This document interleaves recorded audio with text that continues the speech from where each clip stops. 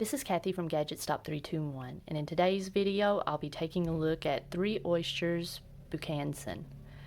I'll do a writing sample on Tomoe River paper using a variety of pens and nib sizes ranging from a Pilot Extra Fine to a 1.5 stub. I'll also take a look at a writing sample that was done previously on 20-pound copy paper.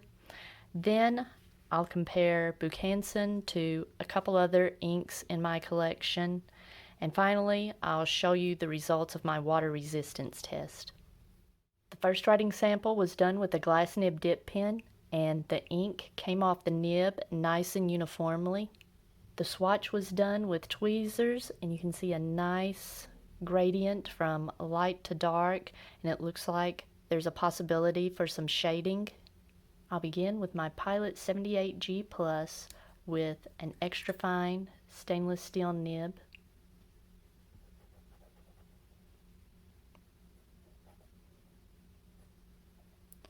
I've been surprised by how smooth this ink is in this finer nib.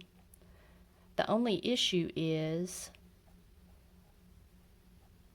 how light it is. The legibility of it isn't the best for me, and part of that may be that this paper is a cream color or off-white, and this ink is kind of a peachy orange color.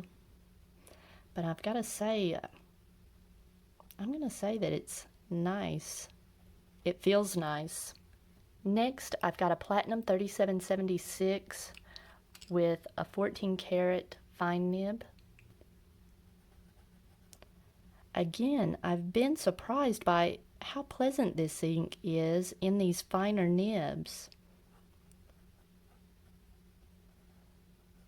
I came into these writing samples thinking that this was going to be an ink that was better suited for medium nibs. But I have enjoyed it in this fine platinum.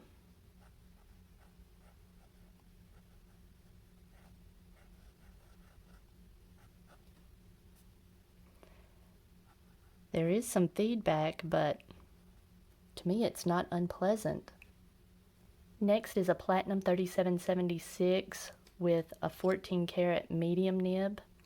This is the pen that I thought would most likely be my favorite with this ink.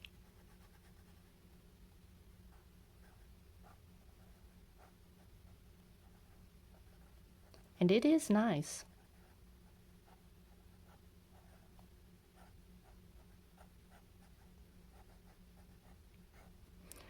But I thought it would be no contest between the medium and the fine, but I've got to say, I enjoy both of these. Again, there is some feedback,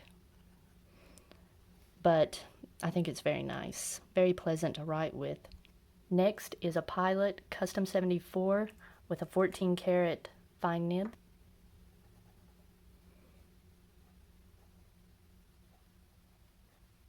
Now this is much smoother than the 2 Platinums if you prefer a smoother writing experience.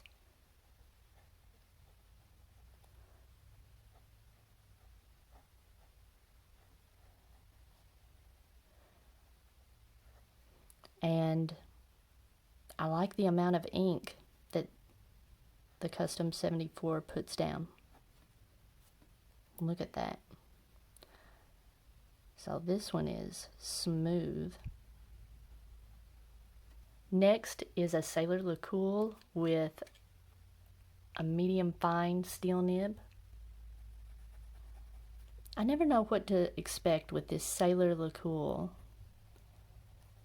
but this is pleasant.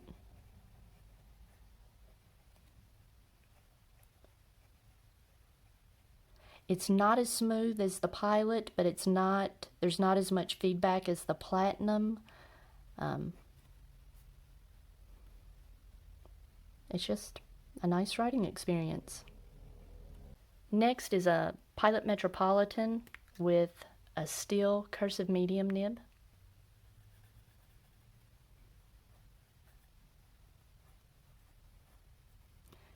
very smooth.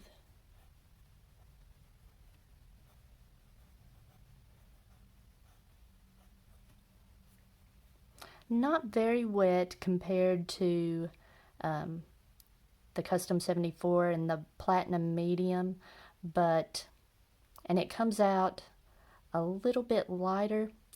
There is some subtle shading. It's mostly the lighter colors, whereas in the Platinum Medium and the Custom 74 Fine, you're seeing more of the darker shades. With the Metropolitan, you're down here in the lighter shades, but this is smooth. Next is a Kaweco Lilliput with a double broad steel nib.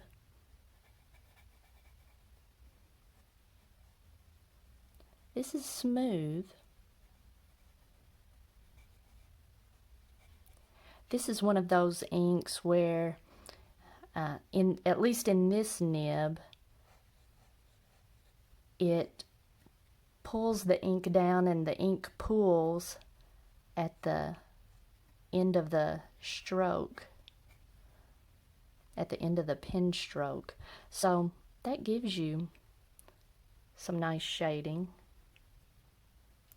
I want to see how wet this is. Yeah, decently wet. And finally, I've got a Jinhao X750 with a 1.5 stub nib.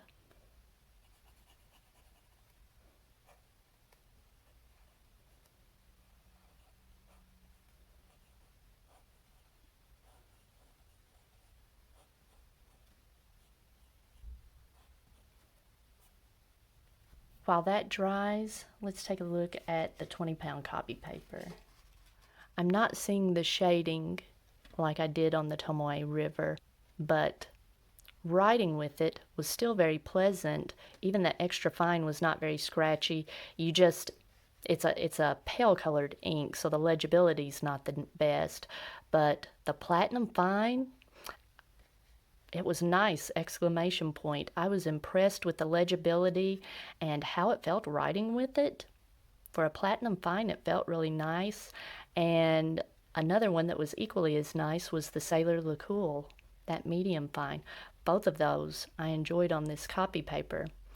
Now, the Custom 74 just felt a little too wet, and you can see the ink looks like it blobs in some areas and is a little wispy in other areas.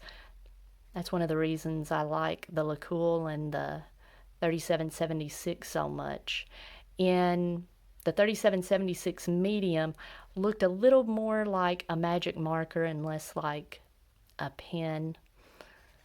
And in the wider nibs, you can see there's a little bit of feathering. The edges of the letters look a little ragged, and you can see they just look flat. There's not really any shading. And you can possibly see the letters look a little grainy also. So this one surprised me that I like the fine nibs, especially since this is such a pale colored ink. Now, I've only got 2 inks in my collection that were anything close to Three Oysters Bukhansan. It reminded me a lot of Yuyaki, and you can see Yuyaki's not that close. The shading between the two is very similar.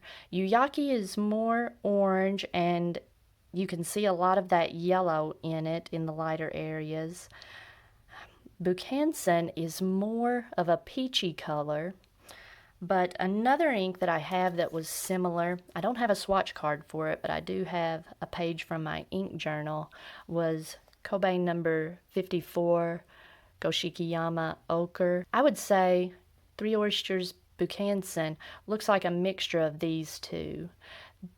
The ochre looks like kind of a peach color that leans toward a powder pink, and Yuyaki leans toward orange, and Bukhansan looks like a peachy color that has a little pink in it, a little bit of pink and a little bit of orange. And that makes sense. I'm going to go ahead and show you the water resistance test. This really surprised me.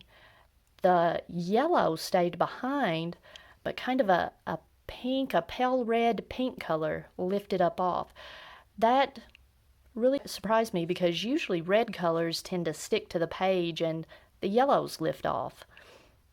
But I think Bukhansan is like yellow and a pink mixed together, maybe a powdery pink. And on Tomoe River, don't see any bleeding through. I'm not seeing any sheen.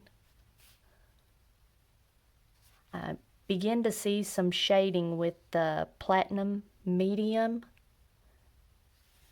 and I see a little bit of shading on the Metro. On the Custom 74, it was wet enough that on the letters, I see almost like a halo effect, kind of like up here, where you have a halo of darker color around the lighter color. That just gives your writing some interest and some character. I enjoyed writing with this, and the shading that you get is not that splotchy shading, it's more of an ombre like you see on Yuyaki. I enjoyed this ink. Even for a pale color ink, I think I would enjoy journaling with it. If you found this video helpful, please give me a thumbs up, and if you'd like to see more videos like this, please subscribe to my channel.